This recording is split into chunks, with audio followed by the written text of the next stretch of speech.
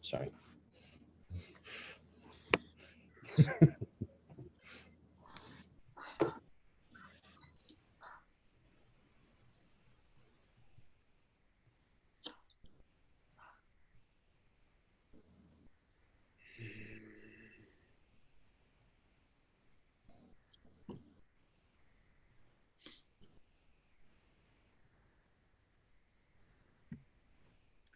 You're live. Thank you.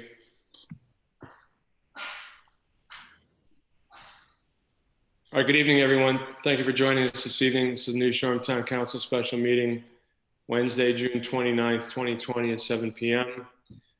Town Council is meeting via telecommunications pursuant to the State of Rhode Island Executive Order 2046, dated June 12th, 2020.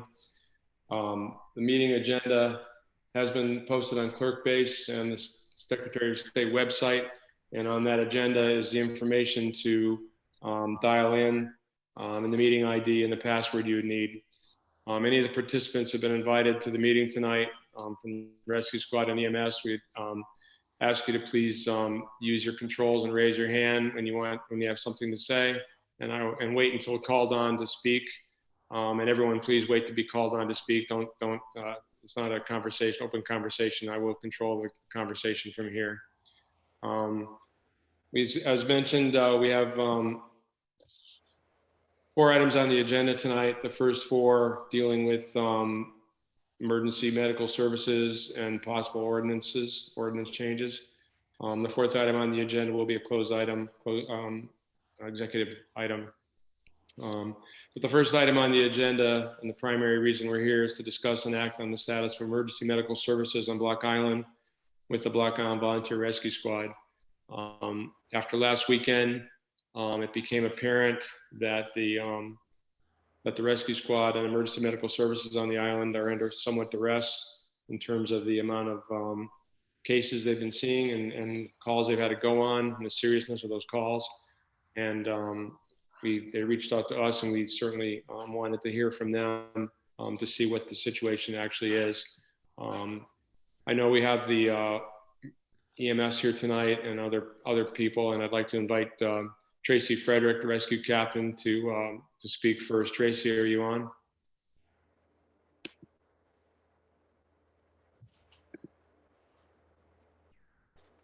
Can you hear me? Yes, we can. Okay. Good evening. Good evening. So I guess it was, it was a busy weekend, and we wanted to kind of open dialogue to, kind of see what we can do to maybe cut back on some of the numbers. And we had some serious injuries, a lot of mopeds, some medical, but we wanted to start this dialogue and kind of see, we got together and we have some suggestions on maybe some things we can do. I was going to I'll let Kurt talk about that, because we put together a list of those sorts of things. But it's been a lot of work, and it's hard to watch these people get hurt like that. So we want to talk about what we can do to make some changes. Tracy, could you give us a brief, for those who might not be privy to the information, could you give us a brief rundown on exactly what you guys had to deal with Friday through Sunday? Not specifically in terms of certain types of accidents, but just the number of calls you had to deal with and the hours put in and what it meant for your crew? Sure. Friday, Saturday, and Sunday, throughout the day, we had, Sunday was the most difficult, because we had all 3 ambulances out. It was my understanding there were a total of 14 calls on Sunday, starting fairly early in the morning with one moped accident, resulting in a total of 5 life stars throughout the day. 1 was for a medical reason, but 1 moped accident resulted in 3 life stars alone. And those calls can take anywhere from an hour and a half to several hours, and it pretty much took our entire crew, which would be 3 crews plus the 2 visiting EMTs from DMAT, who were very helpful, and additional personnel just to help drive and transport the Lifestar group from the airport back to the medical center and then back to the airport. So, I mean, we're talking hours on a call when it's that serious. So it was all day long, one thing after another. And again, some medical, but primarily, Sunday was primarily mopeds. Thank you, Tracy. If you could, I mean, I have some personal knowledge of it, but if you could maybe enlighten those listening to what the COVID situation is doing to the EMS services and what it means for your crews. Sure. So anytime you have an ambulance that goes out, before it becomes available again, it has to be completely, you have to take the stretcher out, you have to take the monitors out, you have to spray everything down, change all the linens. You have to, when I say spray, we have a special chemical that you spray in the entire inside of the ambulance, the outside, clean off the stretchers, wipe it down, and then it's ready to go back into use. So there was several occasions throughout that weekend where, the second we get finished, sometimes we even had to do some cleaning en route. We do have some materials inside the cleaning supplies in the ambulances if we have to go from one call to the next, but that's not ideal. We want to make sure everybody's able to change their gloves and have proper PPE, and the ambulance is clean and ready for the next person. So it's a lot of work, and it's a lot of supplies and turnover time. So, what was the effect on your crew at the end of the day that Sunday? I think everybody was just exhausted, just looking on everybody's face, and then you hear that pager go out one more time, and it's just when you think you're getting a break, and it goes out again. And that's what we're there to do. We get that, but it's hard to see this happening. I guess I gotta unmute it. There you go. Yeah, we hear you, Kirk. Okay. So it's hard to see people get hurt like that. So it takes a lot of physical energy, but it's also can be emotional to see these people get hurt. So I mean, again, that's what we're there to do, but we'd like to try and see what we could also do to make some suggestions to try and minimize the calls. That's what this is all about. Okay. Anyone else on the council have a question for Tracy at the moment? Sven Riesem, go ahead.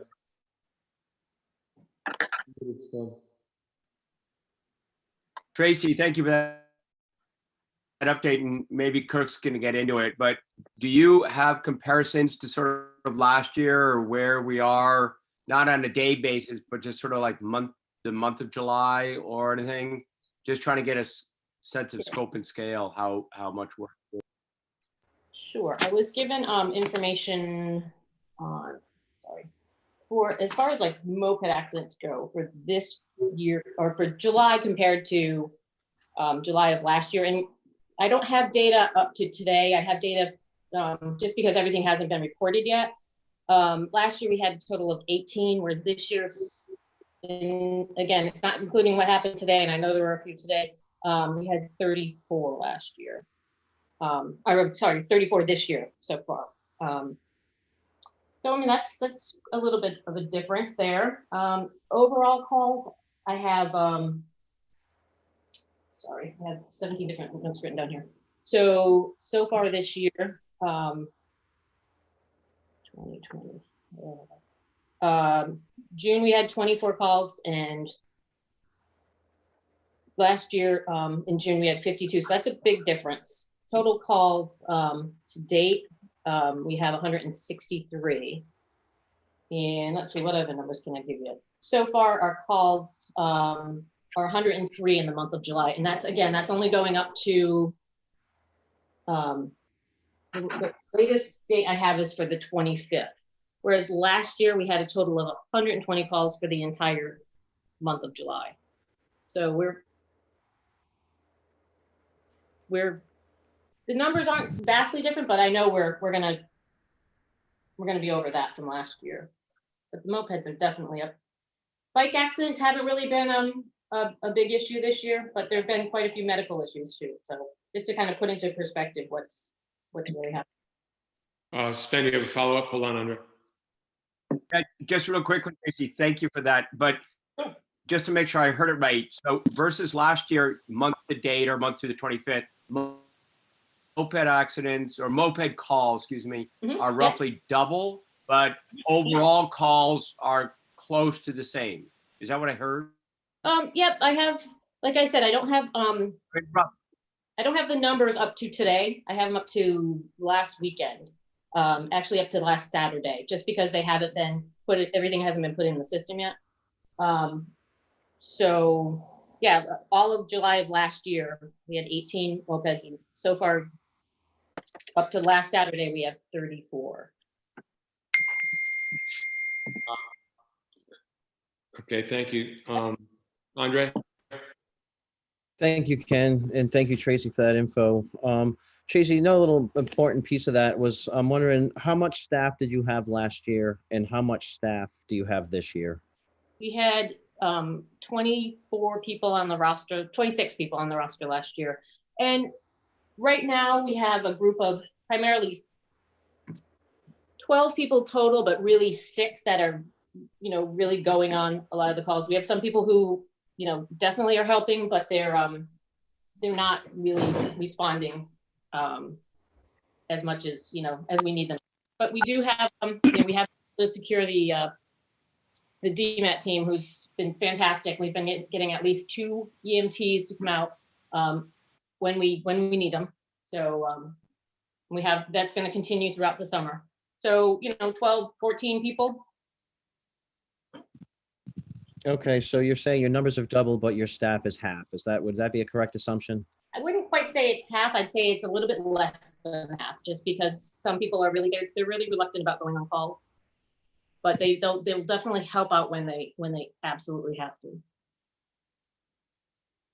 Thank you so much. You're Appreciate welcome. it. Thank you. Tracy, the DMAT team, are they coming out for just the weekends, or are they coming out as you say as needed? How do you get them out here, and how long do they stay? We ask them, I call them, and we have a crew coming out tomorrow to do testing. 2 of those people, they also are going to help us respond. I have people coming out Friday and both Saturday and Sunday this weekend. And yes, we've asked for at least weekends throughout the rest of the summer. Okay. And I get an update from Erin, who's their team leader, coordinator, and she sends me who's coming out, and if they are coming for the day, or sometimes they want to spend the night and try to help us out there. Great. Martha Ball? Yeah, I just had a comment I wanted to make. Thank you, Tracy and Kirk, both for coming. I think comparing last year's numbers to this year's numbers, as if we're living in the same world this year as last year, is I mean, we appreciate the numbers, but we're leaving out the fact that we're in a pandemic. Exactly. And that puts a whole pall over everything else. And I just do not want to have this conversation without that being very clearly front and center. That puts us in a whole different realm than we've ever been in before. And we so much. I was downtown Sunday afternoon, and I've never seen it like that.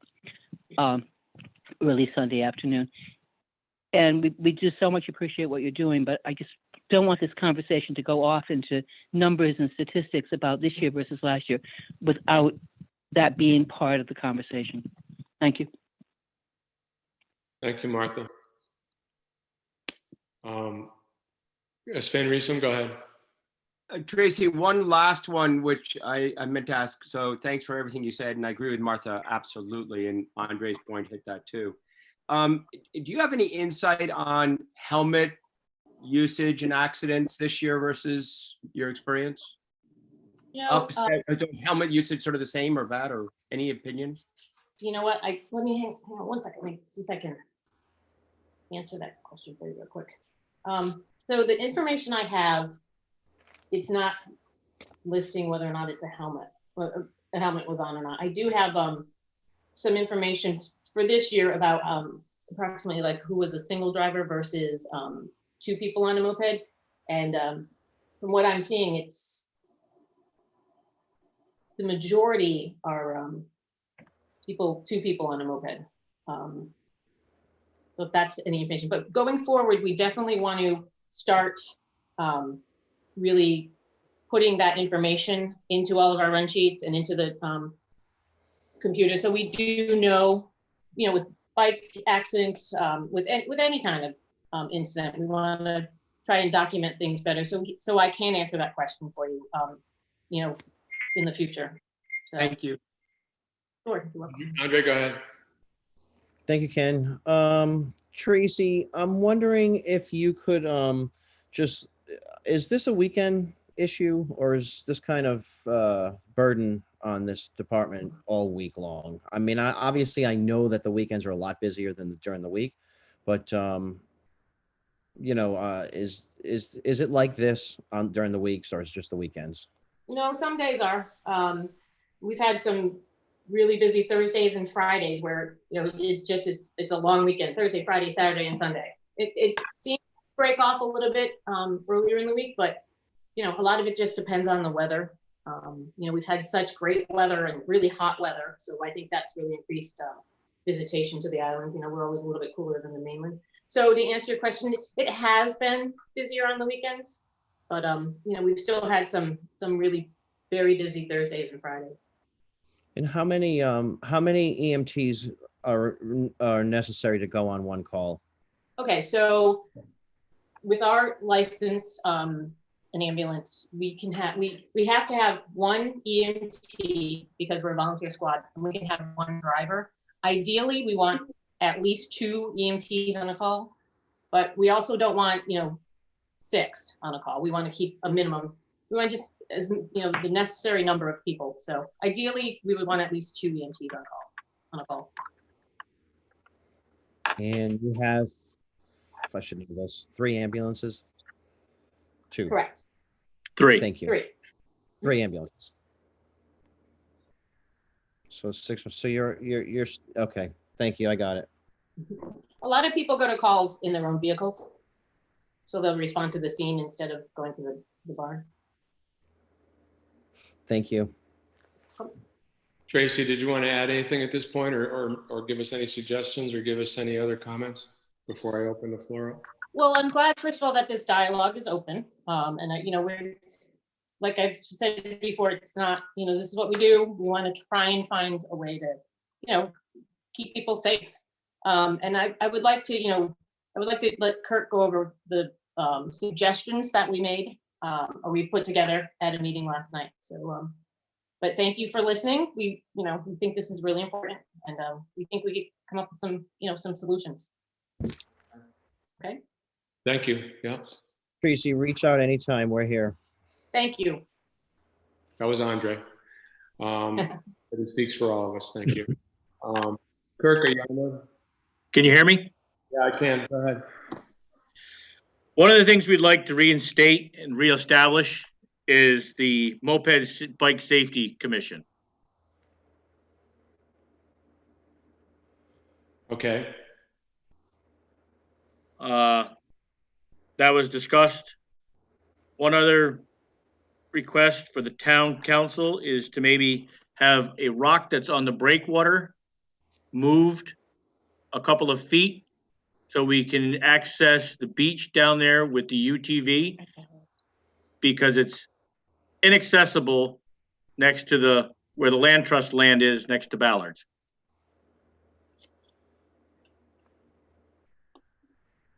Okay, that's for beach access there in Old Harbor. No, that doesn't necessarily have to do with mopeds or bikes or anything. No, these were things that were discussed. We were trying to figure out help because when you have a call down there on the beach, you have to have 5-6 guys show up to carry somebody off the beach, where we Okay. could use the ATV to get on the beach. Okay, well, that's low hanging fruit. That's a good suggestion. Thank you. Anything else pertaining to the rescue squad activity and the accidents? Some signage at Old Harbor Dock, because we had a few numbers of people jumping off the dock down there and getting hurt this year and last year.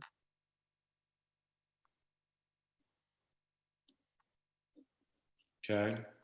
One other thing that was brought up is maybe ask the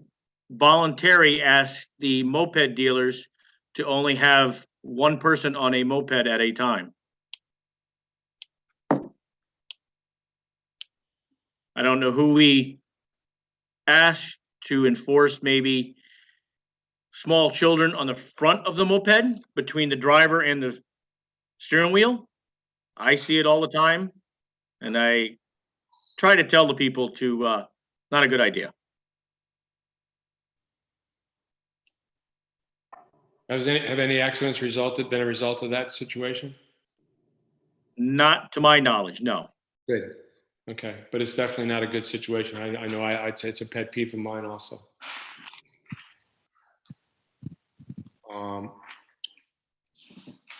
Ken, Go ahead, Martha. I think the answer to that I've seen it as well. And I think the answer to that question is probably really not yet. It's what? I've seen kids on the front, and I've seen kids whose feet cannot touch the whatever the pegs, whatever they're supposed to touch.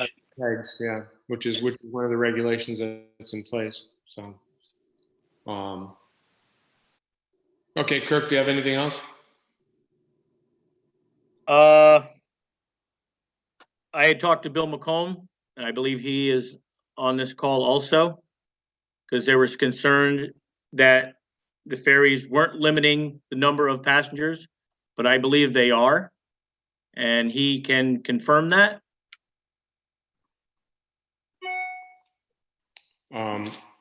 Okay. Bill, are you on there? I guess, Yes, I am, Ken.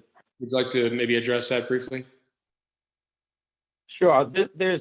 When we talk about the guidelines and the capacity, there's really two areas. The governor had put out guidelines, 30 to 60% based on weather and so forth on the ferry. We've been following that and exceeding it. For instance, take the Block Island, which holds 1,000 people. Our cutoff on that is about 500 people because of the one deck. If you look at the Carol Jean, which holds, I believe, 1,149, and has the two decks, the capacity there at max would be around the 550 to 575. So we've been following that along. I think that there's a little misconception on people's mind as far as how many boats are coming over. Currently, we are operating our traditional ferry under our normal schedule. And that basically is the three large boats, excuse me, making 3 round trips. Those boats themselves are, we're following those guidelines for bringing people over to the island. Now, that doesn't mean the guideline of that 50, that we're taking anywhere between the 50, 55%. That doesn't mean that's what your total reduction on the island. That's to create social distancing on the boat itself for each of those trips. We are clearly following that. There is no question whatsoever. On the boats returning, there are no additional trips that have been put on as far as we're talking traditional boats. However, this season we had asked up until August for permission to run the Islander instead of Newport and running in from Newport and Fall River, utilizing it in Point Judith. So that boat has been used through the summer. And with the numbers on that being offset, we are not bringing over any more passengers than the high speed would normally bring. And I can get into numbers, but the reality on that is that's been able to be somewhat of a wash on the high speed. The advantage to that is what has happened is people would come over in the morning and we'd bring, say, 500 or 600 over on the boat. Everyone wants to come 8, 9, 10, 11 o'clock. But what we're finding is there's maybe less families with young children that are returning. Everyone wants to go home at 8 o'clock. They want to get the full day in. So therefore, we have a large number of people wanting to go back at 8 o'clock at night. So when you see the line, well, we'll take 500 on that boat, or say 550 or even 600 based on the boat and its capacity. There'll be 100, 125 people. Normally, that would automatically be picked up by the 9 o'clock boat and wouldn't be an issue.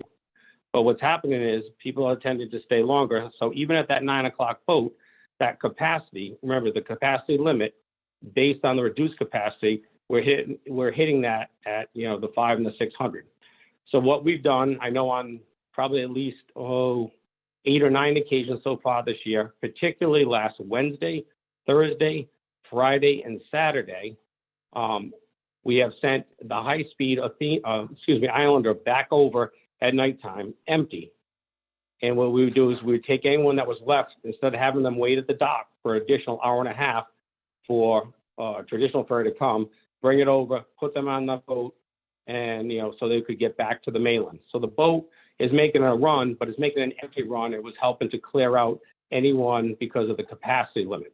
Now, if the capacity limit wasn't on, it wouldn't be an issue. They would all fit on those trips going back. But trying to stay with that capacity limit, we've utilized that high speed to move people off the island. I don't know if that answers the question. So there really is no, with the exception of utilizing the Islander out of Point Judith and not running in from Newport, there are no additional boats on the run. The NSC came on last weekend. It was going through some repairs. So therefore, the Block Island and the Carol Jean was making 4 round trips a day. So up until last weekend, we essentially really were down 1 trip, what we normally would be on our posted schedule, post-pandemic anticipation, how the summer would go this year, like it has gone for the last several years, what our normal schedule is. Okay. Thank you, Bill.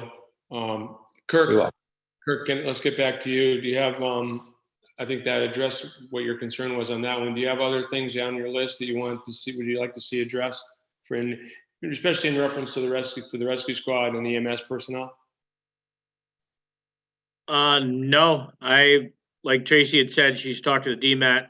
I have also been in contact with them, and they are going to be sending people out every weekend now until the end of summer. They have contacted the doctor. I don't know if he is on this, and they're working to help him out also with possibly some nurses coming out and alleviating some of the congestion up there. So we can leave the medical center sooner than we normally have been. Okay. Jim Kern, Andre, take over for a minute. Sure. Jim, Can you hear me? gotcha. All right. Into you. Wanted to mention a couple things. There's been discussions about augmenting the rescue with a paid service. It hasn't been the preference of the fire and rescue so far. I think they would prefer the DMAT arrangement, but that possibility will remain in place, or the opportunity will remain in place for the rest of the busy season here. But and the second thing I wanted to talk about in the conversations I've had with the police chief this week,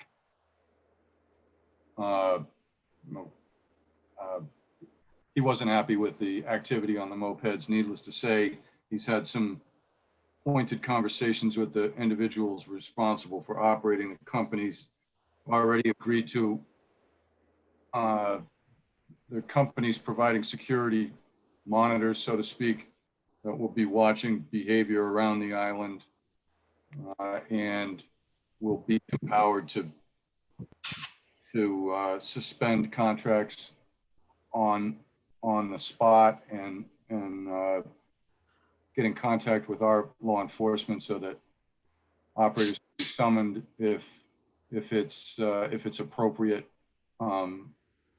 That's partly an effort to avoid the 45-minute interaction that requires ticket writing at the time. He's got a number of other ideas that he and I and others will be working on, but I wanted to communicate that. He also communicated having one of those monitors at the bottom of High Street, because that seemed to be an area where people were either intentionally or unintentionally putting themselves in circumstances that resulted in bad outcomes, one particularly very bad. And we'll be continuing to talk to them. He's got some pretty severe ideas, and I think it's going to be this season, and based on some of the things I've written down tonight from Kirk, an ongoing thing as has been the case. So wanted to point those two things out, and We've also augmented the police department with a couple of state troopers on the weekend, similar to the DMAT and the hospital augmentation. I think everybody recognizes we're in the heavy period here for the next 5 weekends or so. And we want to gear up so that we can respond reasonably. And then we'll see how it goes through September and October. Thanks. Andre, go ahead. Thank you, Jim. Thank you, Jim, and thank you, Ken. Jim, one question. You said you were working on a plan with the chief. Do you have any idea when that would be presented to this council, or? I think we could do it a couple ways. We could actually work on it, or we could actually involve a member of the council in that effort, so that there's representation. There's good reason for that, both kind of up and down, based on information and just perspectives. So I would make that offer / proposal, and then Andre, I think the answer would be, I think you'll hear, we can put something somewhat formal together, identifying the steps that have already been taken and a number of proposals. And I think it's going to be almost a weekly or similar kind of effort, so that it's probably not 4 things at once. It's one thing this week. We can get something into the next week.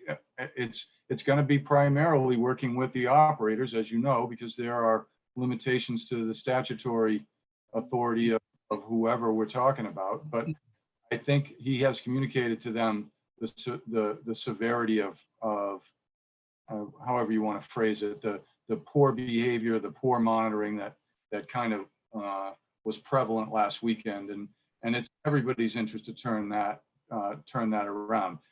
Everybody has a different view of how many mopeds should be on the island, but I think there's consensus, and we will continue to communicate this to those two or those organizations, that what went on last weekend can't continue. Well, I would argue that it's been going on since 4th of July weekend. I mean, it's been, we all hear our anecdotal stories, and I know, we're talking about mopeds, but I think we should return to just the bad behavior of the tourists in general. Mopeds are aiming people. Apparently the numbers are double. So are we going to go through another weekend of this, or are we going to have something in place before this weekend? So there's a couple things there. There's going to be changes to the moped operation before this weekend. That's one. 2, as it relates to bad behavior, as I described to some representatives that I've been communicating with from other organizations, the bad behavior that people on vacation take part in a lot of communities, but we seem to be getting more than our fair share. We've already, as I said, augmented the police department in the last weekend, and we'll continue to do that in an effort to communicate to people that multiple people in one vehicle, standing up in vehicles, not even getting into our continued effort to get people to comply with mask wearing, and I have a little bit of news on that too. But as I think all of you know, that's certainly a concern, but just general misbehavior is also a concern. So we've already augmented the law enforcement piece. We're going to change the behavior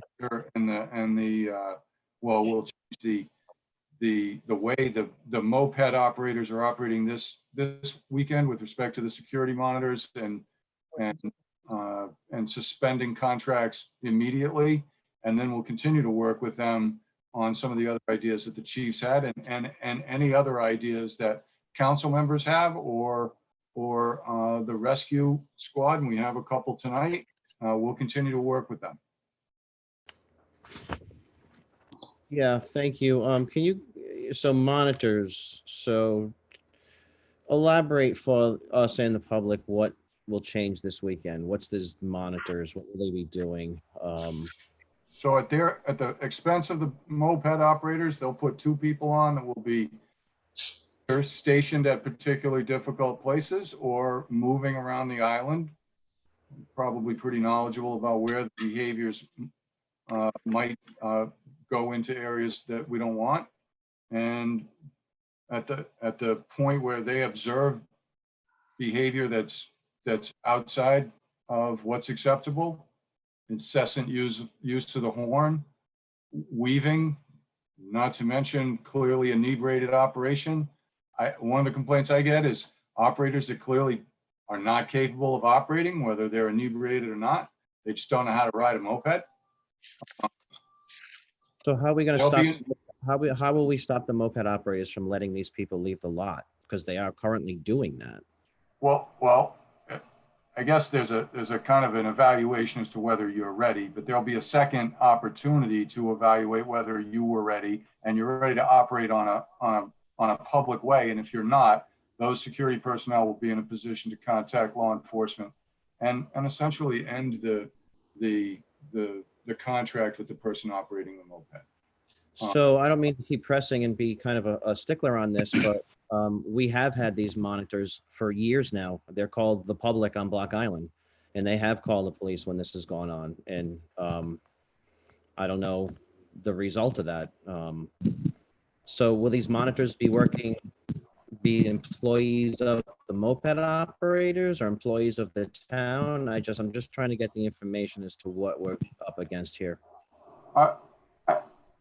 I can't comment on responses on public complaints in the past, but I would think of this as the equivalent of hired security in a drinking and food establishment, right? They're there to augment, to prevent, to work essentially preliminary to law enforcement, right? Because if you have a big enough bar or enough bars, you don't have enough police officers to be in every bar, so you hire security. That's what we're talking about here. We're at their expense, hiring people who will be monitoring the behavior of the people that they have interacted with as customers, very similar to a bar or restaurant.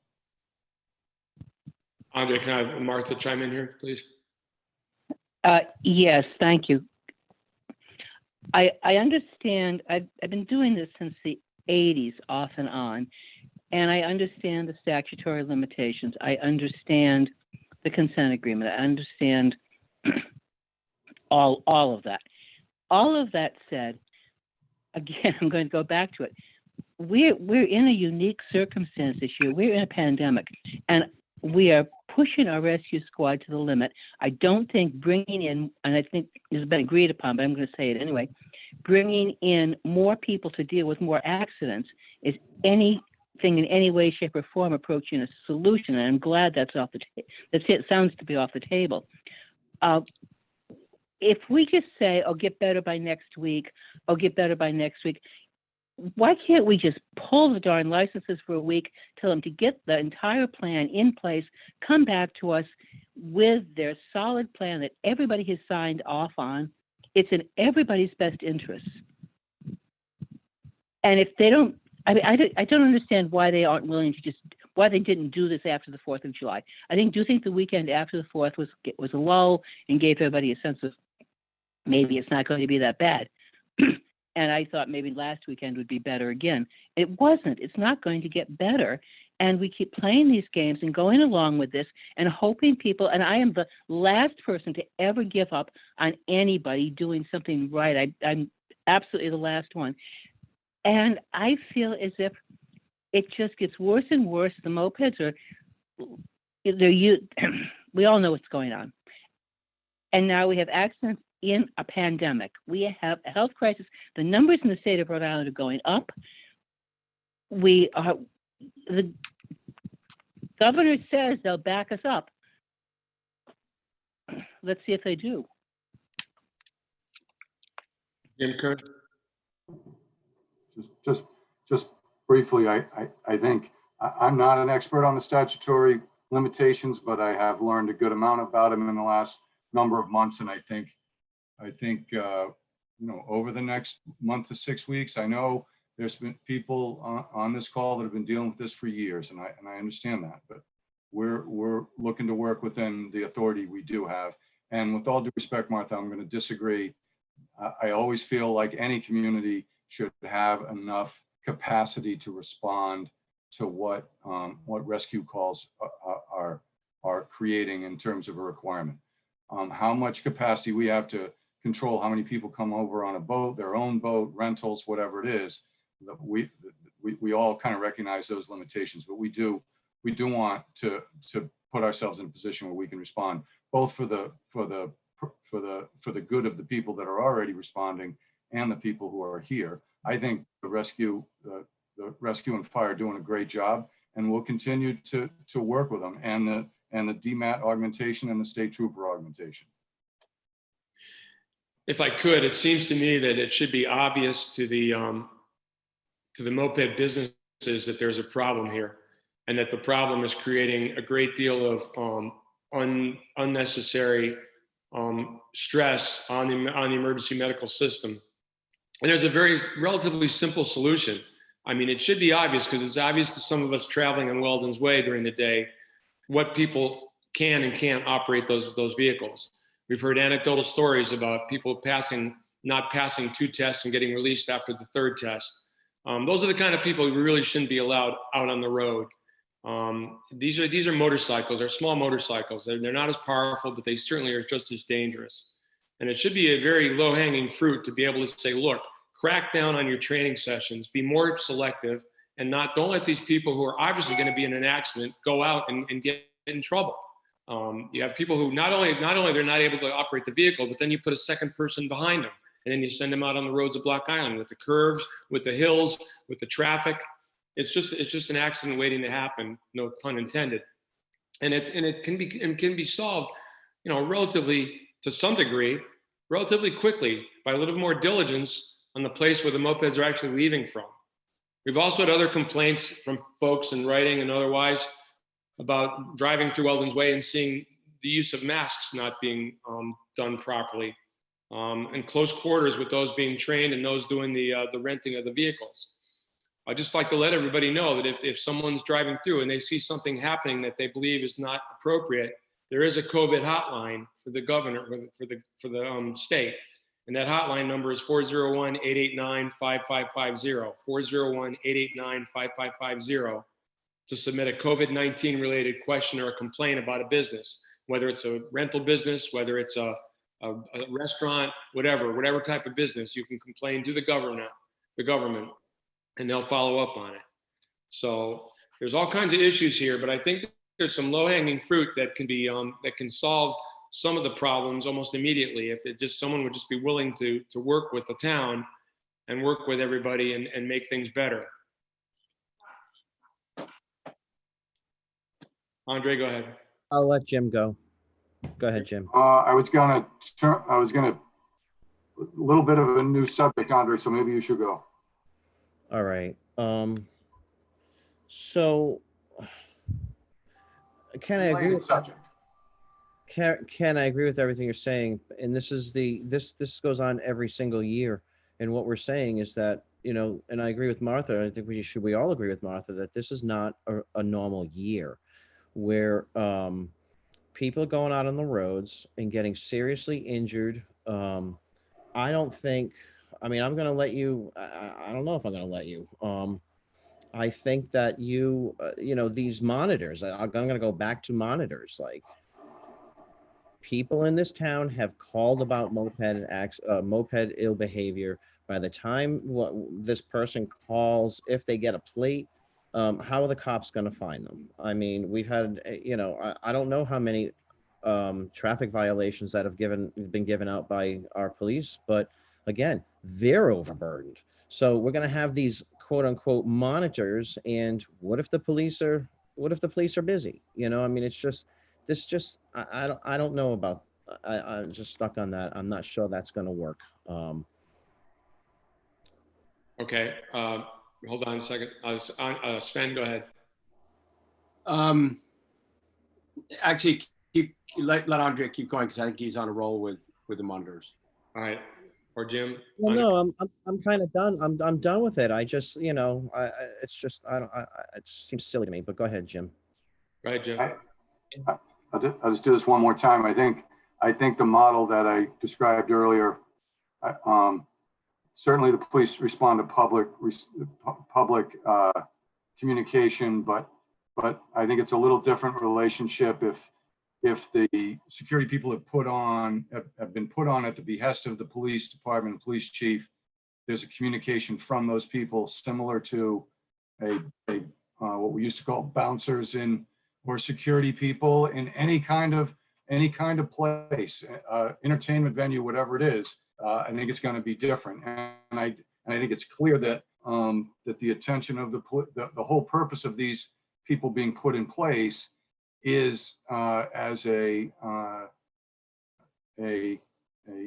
way to work with and make more efficient the law enforcement response, such that they are going to the kind of calls or the kind of responses, to your point about being stretched themselves, that they'll be able to do that. And as I said, it won't be a 45-minute interaction. It will be your contract's been suspended.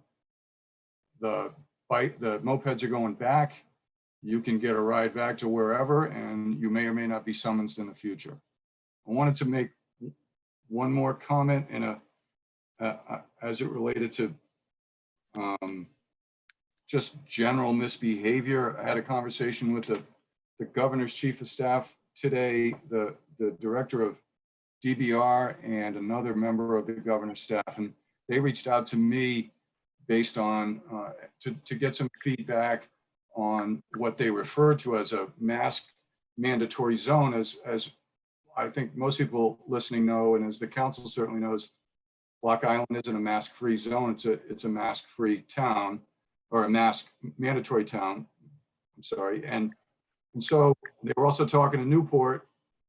In that conversation, Liz Tanner, the director of DBR, indicated that she thought they could come out with a similar augmentation for what she referred to as their reinforcement corps, CORPS corps, similar to the enforcement they've done inside of private businesses, restaurants, and gift shops, et cetera. They would be out in the public area, Water Street, in effect, Old Harbor, New Harbor, however it applies, and they would be doing the kind of things that our CSOs have done. We've had volunteers do. Also, she volunteered signage, just to kind of respond to the busier time we're moving into. I did represent to her that I thought, just in my own observation, although not happy with the level of mask wearing, and I don't know that I ever would be, it has increased over the last 3-4 compared to, say, a month ago when Newport had the same observation. But they're looking to concentrate right down there, so that's another kind of development that should be coming online within the next, I don't know, week or so. Sven Riesel? Jim, you mentioned, or first of all, Ken, I think your comments to the moped operators is really important, and about figuring it out. Maybe you can read that number again in a minute. But Jim, I wonder if you are going to have a quote unquote mandatory or a meeting with all the moped operators in the next few days prior to the weekend, with or without the chief, to explain this in detail, and sort of to reiterate Ken's comments about implications and how this is a different year. So I guess, is the council want to meet with them, or can you meet with them, Jim? Because I think that's your role, if you can. Sure. I think the chief, I think we both will be meeting with them. Good, thank you. I won't be until the beginning of the weekend, but he has already met with them, and we will be meeting with them to communicate essentially what Ken said, also relay some of the other suggestions, because we feel the same way Ken's description. A lot of this, given the context of what we're operating in, and this is one of Martha's points, even if you want to describe it as, this isn't the first year that they have allowed people to get on a moped and drive away without really mastering it. Okay, but first of all, that's never okay. And it's doubly or triply not okay this year for all the reasons that have preceded this in this discussion. Just following up, I guess you mentioned early in the weekend. I hope that can be early Friday. And the reason is that I think you as the town, which I know is the chief's also part of the town, but you really representing the town, I think it's very important that moped operators hear it from the council and the town. And I, unfortunately, I think these conversations have happened in the past, and here we are, right? So I would really appreciate thank you, and I appreciate your help in making sure that it's heard eye to eye. Thank you. Martha or Andre, did either of you want to follow up with Councilor Marola in terms of the possibility of suspending licenses of a moped operator? Well, Sure. that's not, okay, go ahead, Martha. Yes, I would, because as I said, I think we're talking about putting new regulations in place that aren't going to be in place. I don't know who's on board, who's not on board. I know the chief is trying very hard to get everybody on board. Do we even know if they all are? If we're going to have an outlier who's not going to be following his program? I think monitors might well work if everyone knows they're there. I'm much more concerned about stopping the accidents than, arresting people. I just want this not to happen. And yeah, but why can't we just say this is an extraordinary circumstance, and you've got to get this plan together with the approval of the police chief and the town manager, and then you can be back in business. It's not. I'm just afraid it's not going to happen. Andre, go ahead. Thank you, Ken. Thank you, Martha, for those comments. We're in the same situation yet again, is that we are talking about, and Jim, I appreciate you doing, your ideas and everything about how to, handle this. I said, but, to hire another ambulance is basically saying it's okay for all these accidents to happen. We'll just get more ambulances. That's not okay for me. I don't think it's okay for anybody sitting here or listening to this. But you know what? We tried to, with the chief and Ken and Jim on the phone with the state last week to try to get some of the problems that we're experiencing taken care of in Point Judith by talking about parking. And that was a non-starter. So I think a lot of our problems that we're having could be stopped there, but we're now forced to, before they start here.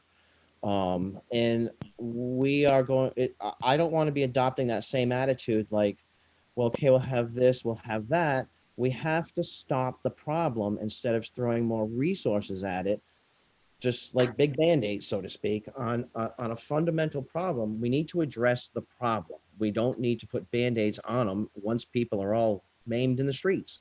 And I'm not talking about the moped operators anymore. They too. But we have residents, we have people that won't come to town. We can't enjoy our own town, and a large portion of us can't because of this nonsense going on. So I want a plan that's going to address the problem, the root of the problem. I'm not going to throw resources at a problem just because we need more ambulances because more people are getting into accidents. That's a completely backwards way of thinking. So I will let you do your thing with the police chief, but I actually think that we, another component of this, and not good. There are good moped operators out there. I agree, but it's liquor, it's booze, and I can't believe it. I turned into my father this week, but we need, as a town, we also need to start looking into liquor violations. Who's over serving? Where are people getting on mopeds that are wasted? I mean, this is just, it's not just mopeds too, with people being wasted in town. Our town can do a lot right now with respect to these issues because we're talking about drunk people on mopeds, but how are they getting drunk? Are they bringing their own booze? I think they're going, are they going into bars? Do we need to stop the takeout drinks that are allowed under the governor's COVID orders? We could do that. But like I said, it's very frustrating this year that so many people are, had to restrict businesses, restrict their operations. And some of these businesses don't. They're operating as business as usual, like there's nothing happening. There's no, it's a typical summer. It's busy. We see the people coming over on the boat, but it's just, we need to address the problem at its root, not throw resources at it once it's happened. Can I respond to that, Ken? If you want me to repeat anything, I'll be happy. No, I agree with you in terms of liquor licenses and looking at that's an area where you have some statutory authority. I don't think it's realistic to talk about preventing people from coming to Block Island in different numbers than they're coming. I just don't think that's realistic. I'm gonna push back again. I disagree with the assertion that as a municipality, we have responsibility, just like we would have responsibility to educate children that came here. If they came here in twice as high a number as they do now, we have a responsibility to respond and be able to respond to the circumstances. I completely agree with you that I would like the circumstances to be different, but it's not realistic for us to say we're going to stop the number of people coming over here or the number of people renting mopeds, because my understanding is there has been that a lawsuit that went through the process and we are where we are, but that doesn't mean that it's okay to operate mopeds the way they have, and we've been over that tonight, and we will continue to do that. But I would agree with you in terms of liquor license behavior, and that is something that he understands falls within the purview of the town council. Ben Reesum? I think the one thing is liquor license, and Andres talked about that. One area, and I know the signs are back up, which is there's no drinking on the beach and no liquor on the beach. And the sign is at the end of the revetment by that last walkover. My question, and maybe Jim, when you meet with the chief and separate from the moped operators, but when you meet with the chief, maybe you can help us understand what kind of patrols are going down the beach, and isn't it time that, or when is the time that will start to be reinforced, and how is it going to be reinforced? We did, as a council, receive a number of letters in the last few days about groups of people on the beaches, pretty inebriated or very inebriated for these people, and drinking. And I think if we're going to have a sign up there, and the chief has did an amazing job many years ago about the drinking on the beach, then maybe that's something that we can start to reinforce. So when you meet with the chief, if you could help me understand what the plan is to reinforce that, that would be helpful. Thank you.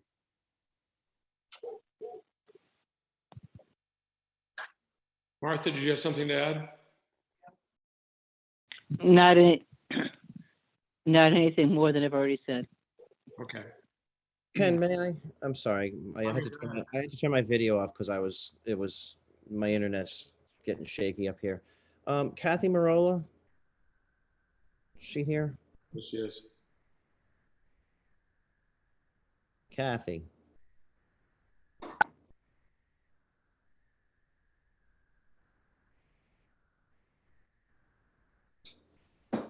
Kathy Marola, you're on mute.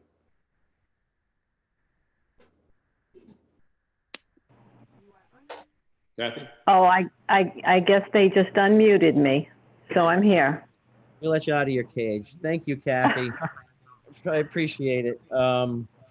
So, you've been listening to this discussion, and can you give us an idea, what our parameters are with the moped operators?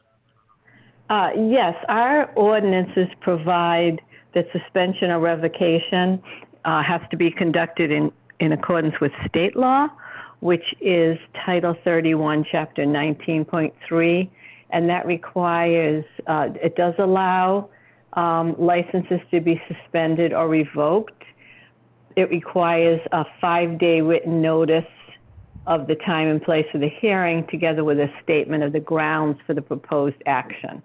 So you do have the ability to suspend or revoke on a case-by-case basis, assuming that the procedural formalities of the statute are followed.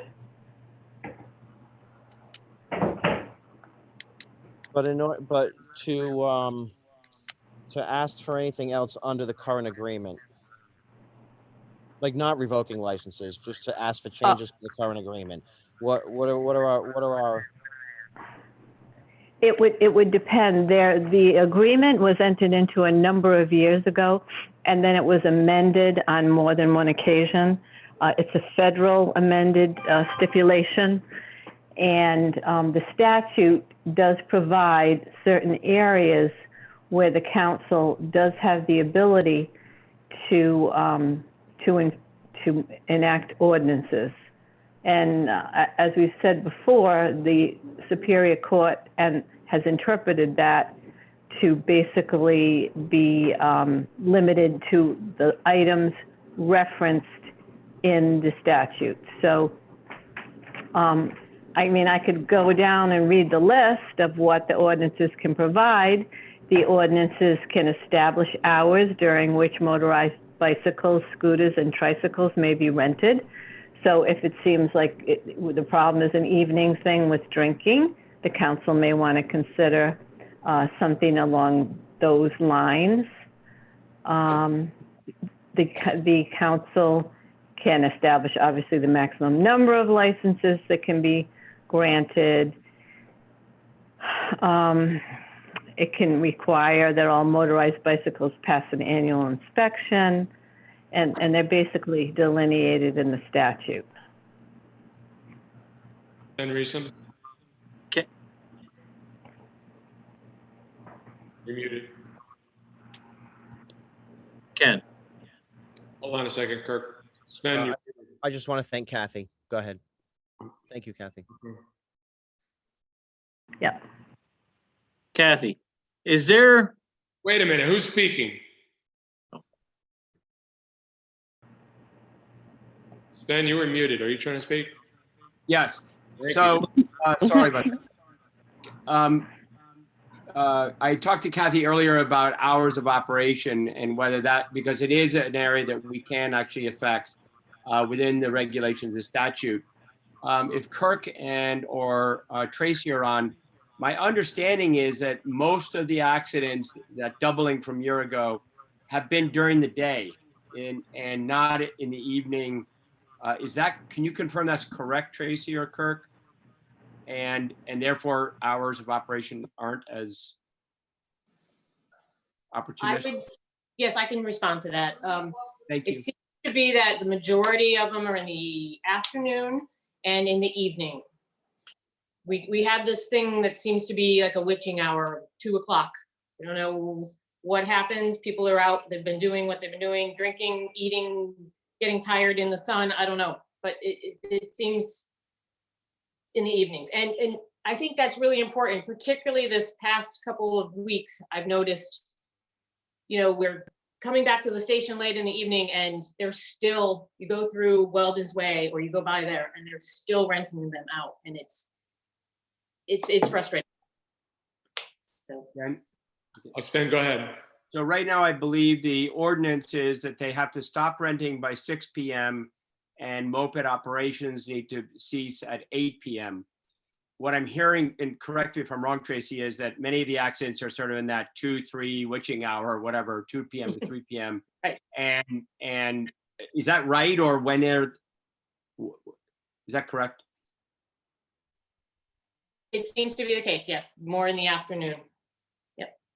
So I guess my point being that reducing it to say operations need to stop at 6 or 5 or 7, that won't have the immediate impact that one would like, since that's really not the time. It's not like a nighttime problem. I wouldn't say it's a nighttime problem. But I mean, it's 7 o'clock. What time are they supposed to stop? I mean, 8, operating 8 okay, right. currently. So yeah, I mean, yeah. Thank you. You're welcome.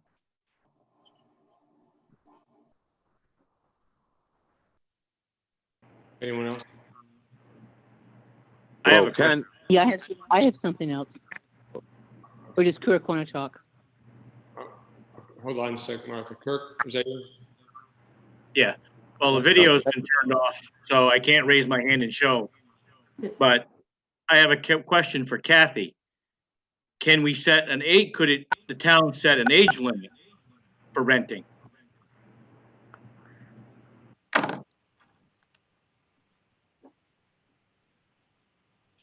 While Kathy's considering that, Tracy, what would you consider to be an age limit that would prevent the majority of accidents that you're having? Is there an age range that seems like more accidents?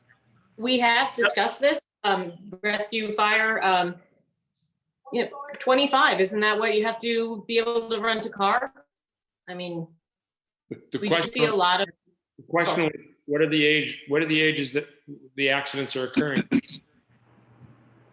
Is there a I common, don't have, is there a common denominator? we do see younger people in their 20s, early 20s, even in their teens. I mean, you're letting a 16-year-old, 18-year-old. We do see a lot of younger people getting hurt. I mean, we see it across the board, so I'm not going to say it's just younger people, but I can come back with those numbers for you. I can try and get an idea of if there's a vast difference between ages and moped accidents. Okay. Can I speak, Ken? Go ahead, Kirk. I wasn't just speaking to the accidents. I was speaking to, I see a lot of younger people driving on the road, as I drive all the time, that are driving erratic, and it's all younger kids, people under the age of 25. And that's probably the majority of the calls that the police are getting.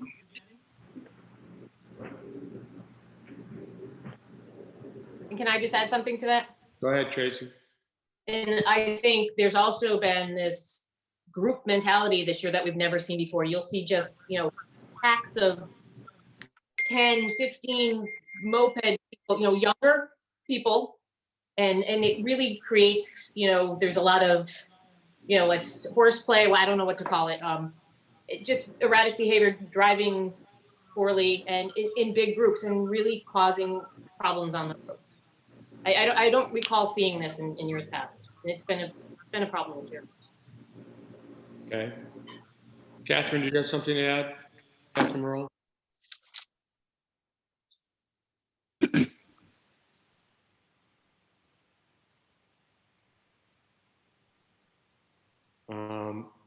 I see Dr. Workup. I did. I'm sorry. Martha, did Can you you? hear me now? Can you hear me now? Yes, Kathy, hold on a second. Martha, go ahead. Well, the other thing I wanted to say, and I think we get too hung up on what we are allowed to do by statute. If there are things that need to be done and the moped people are willing to agree to them, I don't believe there's any way on God's green earth that is precluded by any agreement if they agree to it willingly. Well, I just want to hear that, because that's not what I've been told in the past, and I want to hear. Martha, you are correct. The settlement agreements, have they been amended, have been amended by agreement, and they include things that are above and beyond what the statute authorizes the council to do. So you're absolutely correct. The settlement agreement can be amended to include additional items.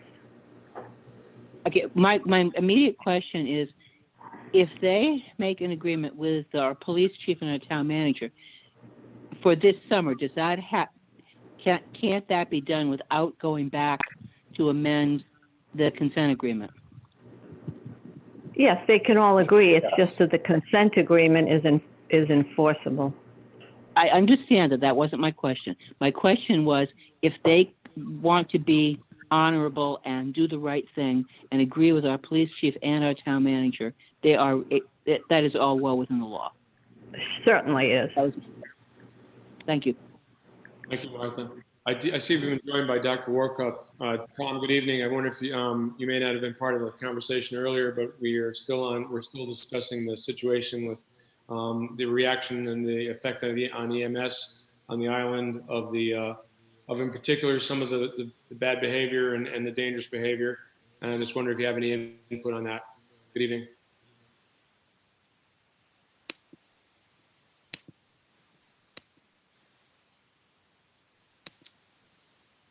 Can we unmute him? Thank you.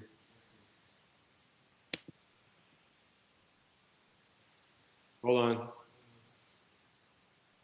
Molly, can you unmute Tom Workup? Dr. Workup? Yes, I'm trying. Okay, thank you.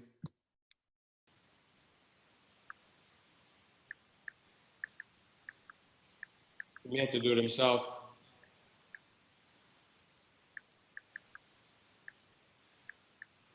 Is that better? Yeah, it is, Tom. Okay, sorry about that. Thank you. I would say without knowing what the earlier part of the conversation was, I can definitely speak for the health services that it's been quite challenging. And I've spoken with Tracy and Kirk separately, and the idea of any additional restrictions, like in the letter that I submitted of High Street, and I see a lot of the accidents after that unfortunate fracture and 2-3 fly-offs happened on High Street. I know that's my understanding is somewhat of a restricted place. That is there, and it just feels like the mechanism of injury is getting a little bit more fierce. I don't know if that's due to the mopeds being different or just an aberration based on the operators at the moment.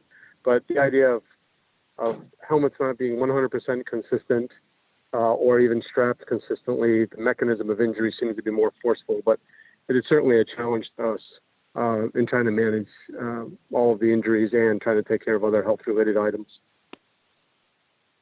Thank you, Tom. That's a great point in terms of the helmet, especially. I know that's been a problem. It always has been, and I think historically, even back into the 80s, that the accidents as a result of some of these accidents have been catastrophic and have been serious. The contact with guardrails, the metal guardrails, the contact with the ground, the contact with the concrete, the contact with cars. It seems like that's a common thread that's been going on for years. But like I said, it's still there, unfortunately. So we did get your letter, Tom. Thank you. We'll certainly feed that into the discussions that we're having with the operators. I know one of the other concerns was about proper footwear, and you weren't here for the earlier conversation, but the concern was also brought up about improper sighting of small children on the mopeds themselves, whether they're not being able to touch the pedals or being used as a human airbag sitting in front of the operator. I know that's always been a serious concern and really needs to be cracked down on either by the monitors and or the police department. So. Other comments, anyone? Ken? Pete Kemp. Okay. Yep, gotcha. Thank you very much. Going back to what Chief Littlefield said and Captain Tracy, we've been talking about mopeds. There's been many other rescue calls where we've had cardiacs, people passed out on the beach, dehydrated. Is there any percentage that they've broken down that how many of these events have occurred at Ballards? In terms of specific location, Tracy, can you answer that? I do not have that specific number with Ballards. Like I said, I mean, I can delve into the paperwork and the run sheets and come up with that. I mean, we do absolutely see more calls like that from Ballards. Sometimes it's reported at Ballards and it's actually at the harbor dock, but no, we see that, Pete. I don't have an exact number for you. Again, this is something I can get for you. I apologize, I wasn't anticipating that question. Thank you very much. I had received a disturbing call from someone who is owner of the business about something that I had posted, and it was very upsetting. Thank you very much. Thank you, Pete. Andre Boudreau.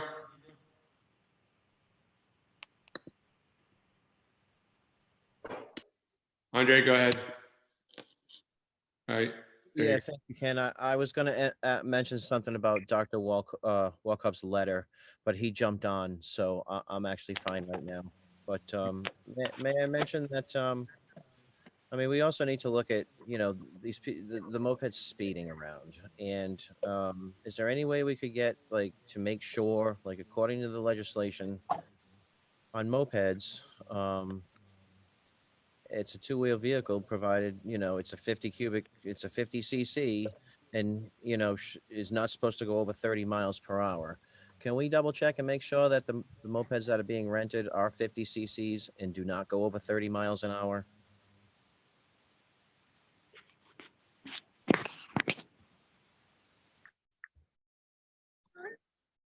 I think it's 25 miles an hour on Block Island. Well, the state law is 30, so I'm running by the state law. I have it in my hand, and No, I understand. I'm talking about the speed limit. I know, but obviously that, you know, like I said, it seems to us there's been, you know, a lot of faster ones, and I can't imagine people on some of the people that are on a double moped that 50 cc's is getting up the Spring Street Hill here. So if we could just double check on that, that would be great. Yeah, Jim, bring that up with the chief. Other comments or questions on this issue? Do we have any, Molly, I'm just wondering if we have any questions from the public or comments? Thanks, Andre. We had one comment come in since the beginning of the meeting. You have been copied with the other comments, if you want to read them. Some of those I brought up in terms of the general conversation. Mhm. Is there something new since the meeting started? There is. Okay. Hold on one second if you'd like me to read it. It's, Yeah, if you could. sure. I've read the other ones. It's a comment from Phil Schneider. He says, for 2 years in the early 70s, I had the privilege of being a summer constable. I now live in Los Angeles and still follow the doings on Block Island. I'm sorry to hear what is going on and agree with the city councilman comments. I hope visitors will listen and stop this behavior. I visited the island a couple of years ago and rode a bike around the island. I wish I could visit more. All the best to the BI residents and the people who just appreciate the beauty. Be well and good health. Thank you, Molly. Sven Riesman? Jim, if it's a way, I know you said you were going to be meeting early in the weekend, maybe Friday or whatever. If there is a way to write a note to or update the town council on sort of not the details necessarily, because if there's anything proprietary, but at least on the status of your meeting and how it went, I think it would prepare the counselors, at least it would prepare me when we get calls this weekend and how to be able to manage, trying to understand what has been sort of agreed to as a plan for the weekend and the weeks ahead. Is that possible, Jim? Please. Yes. Well, we can certainly also add it. We can put it in queue for a discussion on another discussion on Monday night's meeting. Follow up and see how the weekend went. Thank you. Molly, if you could make a note about that. Other comments or questions on this? Well, thank everyone for their input, and we wish everyone well in terms of emergency medical services on the island, and we're going to try and do what we can to try and come up with some sort of a solution to prevent many as possible. Sorry, did someone have something else? Andre, go ahead. Yeah, Ken, thank you very much. I'm sorry. So what's our plan? I know Sven just, the internet was going out. What's the plan for the weekend?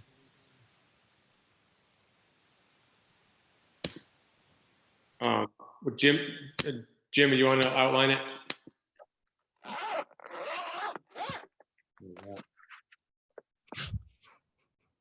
Jim, you there? Yeah, I'm here. So the chief and I'll meet with the moped operators and communicate a number of things, some of which has already been communicated, and I'll summarize what they've agreed to and the initiatives that we intend to pursue in weeks following. Thank you.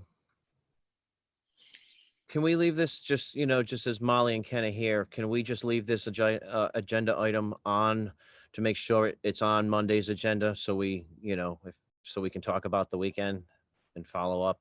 Hopefully everything's a lot better. Yeah, we just said we would. Yep. Okay. Just want to make sure it stays on the agenda for Monday. Yeah, absolutely. Anything further, anyone? Next item on the agenda is we put on just as a perfunctory in case we needed to deal with anything, and that was discuss and act on possible amendments to the emergency ordinance pertaining to housing and other issues during the pandemic. Does anyone have any discussion or any concerns about that at the moment?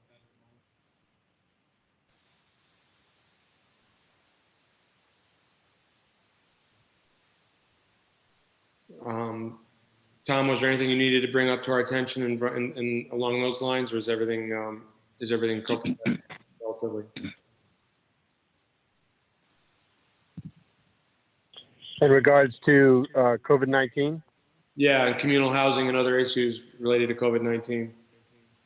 It's been very quiet on that front. We've had a few sporadic positivities of other island residents that have been tested off island. We've had a recent one that we had tested within the office, but right now we're working with the DOH regarding contact tracing, and it doesn't look like it looks like it's a very isolated event. It shouldn't be a public concern at this point. Okay, thank you. That's good news. We're just continuing with, getting as much testing done as we can. So I think so far it's been pretty good. Great, thank you, Tracy. Can I ask you a question? Oh, sure, Andre, go ahead. Sorry, Ken, I just raised my hand here. Tom, Andre Boudreau here. Thank you for everything. We haven't seen you in a little while, but I just want to thank you for everything, that you've done and assisting us through all this, up until now and in the future too. But so I've had some questions and maybe it's been answered, but while we got, a few people listening, I'm wondering if somebody, has like come to the island and left, or somebody, whatnot, or is here and they get tested on the mainland and they test positive, and how does that get counted? Does that get counted as a positive test where they are tested, or where they live, or where they work for the summer, so to speak? I think you kind of understand the question. I just kind of wondering about that. Sure. As I understand the process, it's based on your residence. So individuals that were tested off island, but their residence is on Block Island, New Shoreham, would get the credit for that one case. And similarly, I think they have the most difficulty with the transients that were coming as summer workers, but were residents of even international status. Is that counted for New Shoreham? But certainly for those that are residents of the island. Thank you. And one more question on this. We all kind of try to keep in track, but I mean, like I said, while we have you here, can you discuss the numbers of positive COVID cases in Rhode Island right now? Are they plateauing? Are they sneaking up, going down? It seems like the group that is most vulnerable to us is that 20 to 30-year-old population. As of the Rhode Island Primary Care Association's report last week, approximately 7% of the 20 to 30-year-olds are testing positive. All other age groups in aggregate are at 1.9%. And that seems to also be consistent from the previous report several weeks ago that it's the same age group that may not be adhering to the governor's recommendations, but it is holding steady at those numbers over the last several weeks. Okay, and that's just that age group, but in general? In general, for every other age group, 1.9% is quite good for us. And their, they call it the R naught, is, I believe it got down to 0.7. So a positive would infect 0.7 of another individual. So that's it's been one of the best we've had since we've had the pandemic begin. It's just the 20 to 30 year age group is our most challenged. Yeah, and thank you for that. I've heard, I have seen that. I have a teenage son, and I know the kids have been getting together, but I'm going to speak to them directly now. And whether you're a local kid, an island kid visiting for the summer with your family, it's serious. And groups of you staying together.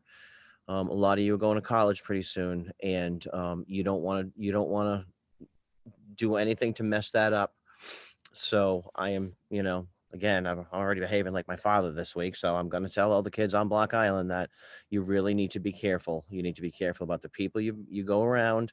You need to be careful about who you're hanging out with, where they've been. And that's all I'm going to say on that, because you got a lot to look forward to, and you may not be thinking about it right now, but getting this time, especially if you're on your way to college, is going to cause some severe problems within your families, with your health, your family's health. And I'm going to ask you to be vigilant on that. And I know nobody wants to listen to anybody's parent, but that's my thought for you guys tonight.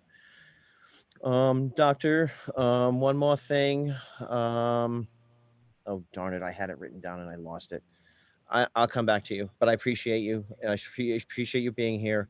Welcome to Block Island. I know you haven't had the experiences with the mopeds, but you're getting it during a pandemic. And personally, I appreciate everything you're doing for us. Thank you very much. Ben, did you have something else? I was just going to say that for the 40 some people on the system now, there is testing Tuesdays and Thursdays at the fire barn. Tracy started talking about it. Dr. Warcup has been chatting with me. And they have not been full. So do make an appointment if you want to be tested, and that's a very valuable program. Thank you, Sven. Martha, did you have anything? No. I guess my only concern here is, and I'm still on existing laws and things that we're bound by. And is there any point at which, and I'm not saying we're there yet, but is there any point at which a public health crisis overrides these things, or is that just it doesn't matter? I thought public health and safety and the public weal were the ultimate trump cards in any circumstance.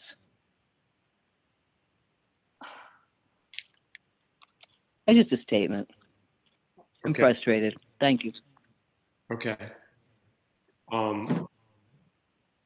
The next item on the agenda is discuss and act on possible amendments to the emergency ordinance relating to masks in the pandemic.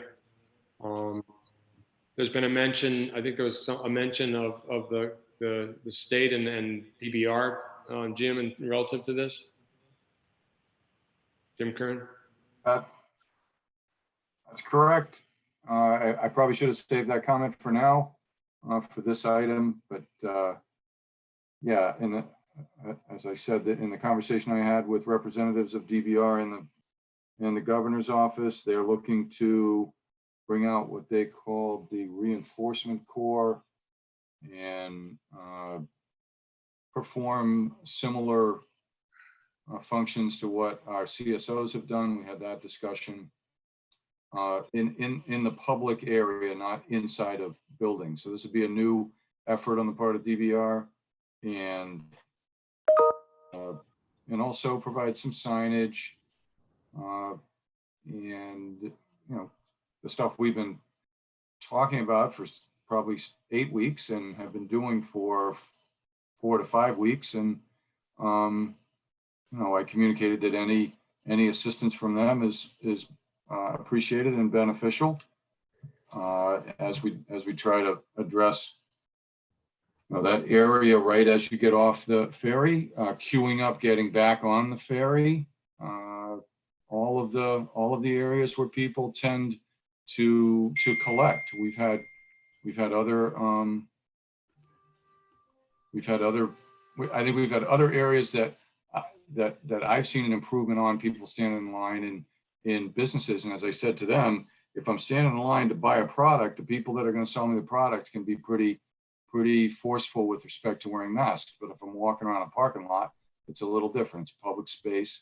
So that's what the conversation was about, and that's what they were intending to assist with.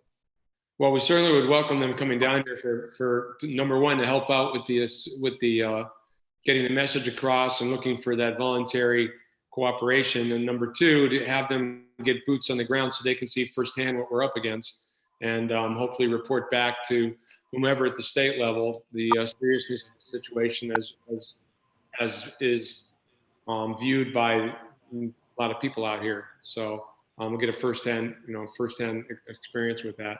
Hold on, Bill. Sven Rissen. Real quickly, Ken, a few things. One, like Jim was just saying, Charlene just printed up more of the lawn signs.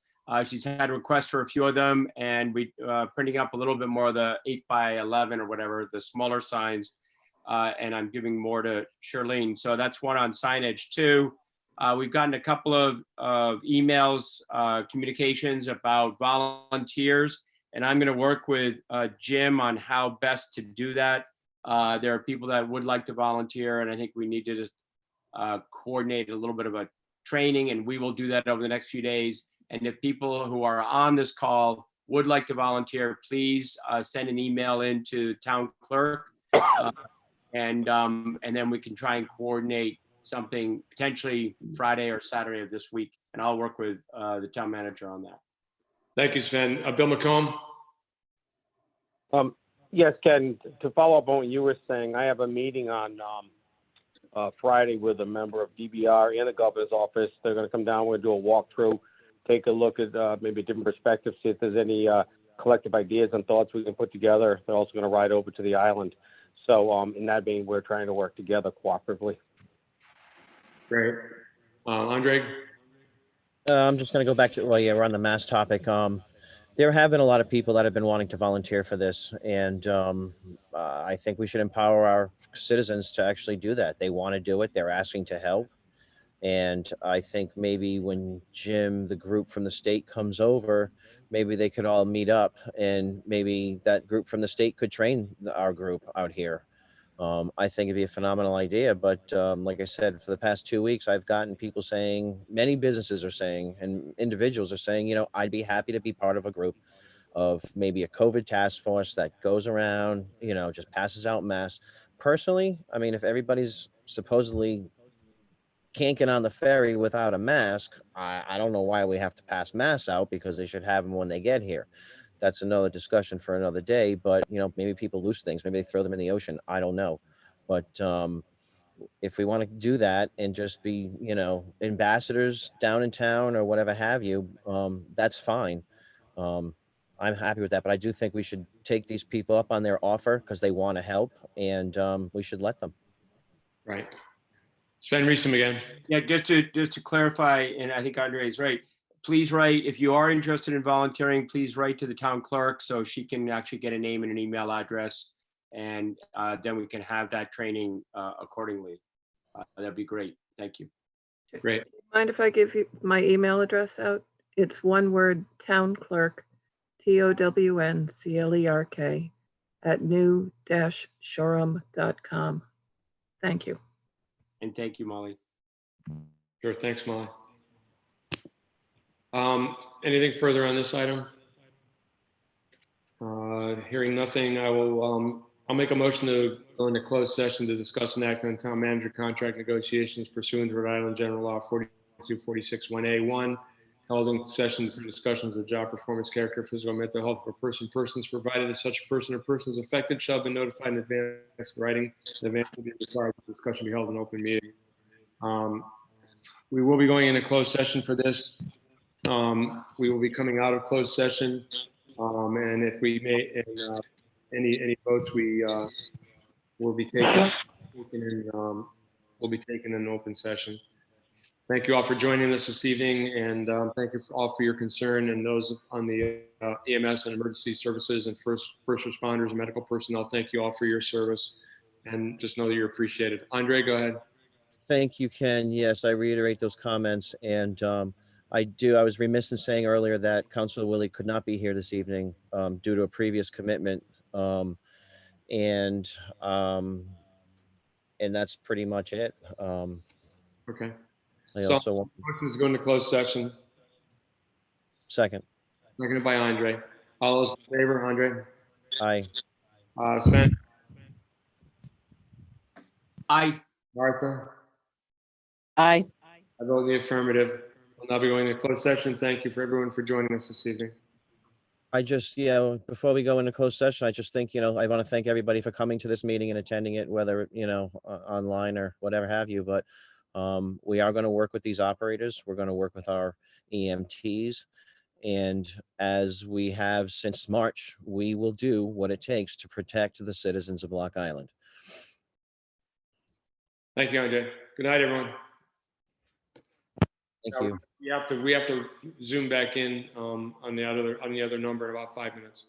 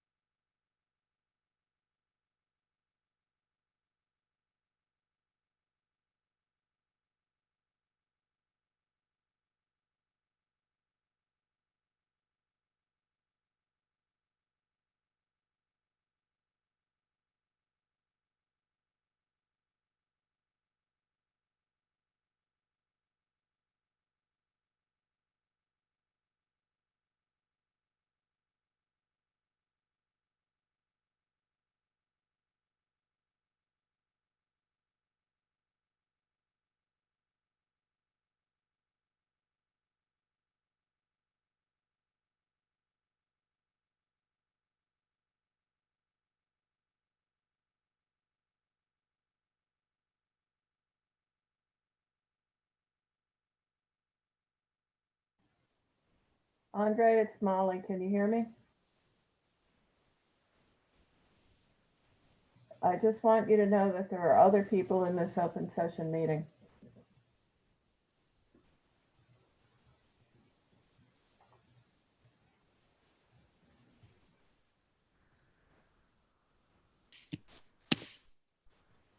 Hey, Ken, there are other people in the meeting. I understand. We'll wait for Martha to get back and Sven.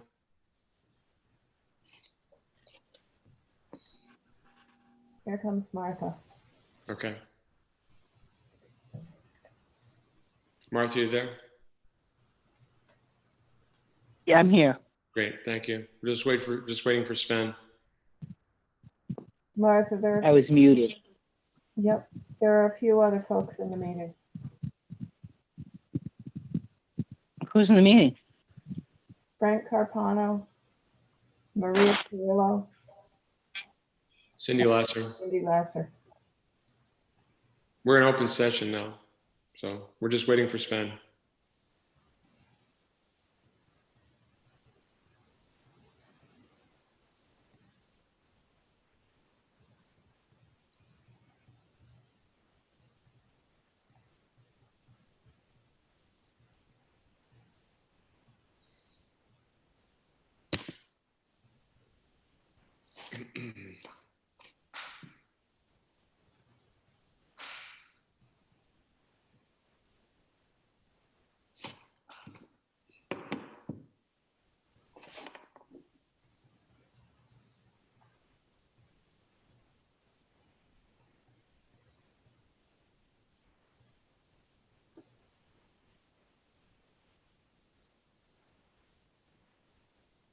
Ken, I just made you co-host in case Sven shows up. I'm going to go on to the other computer and see if he's trying to email me.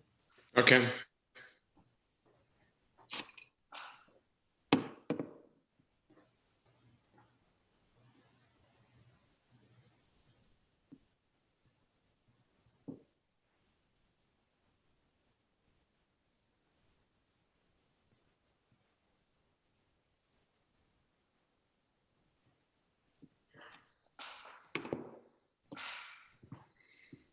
Shall I read the bulletin board posts? No, I'm trying to get a hold of Sven to get him to sign in so we can sign off.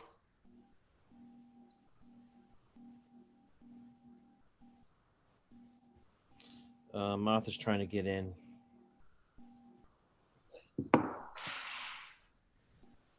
But she was already in. She was. No, she's out.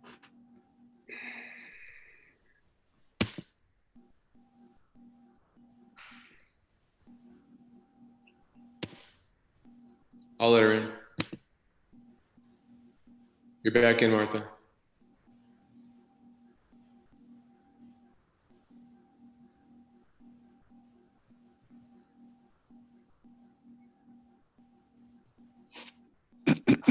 Martha, you're back in. Oh, good. Thank you. Still waiting for Sven.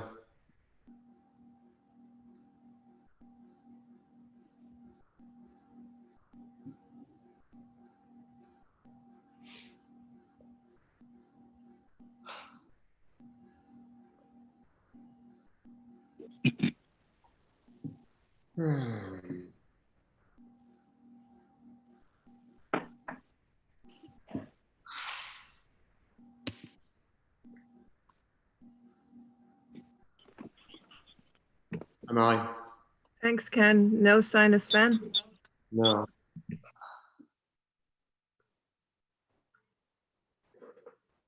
I'm calling him now. Thank you.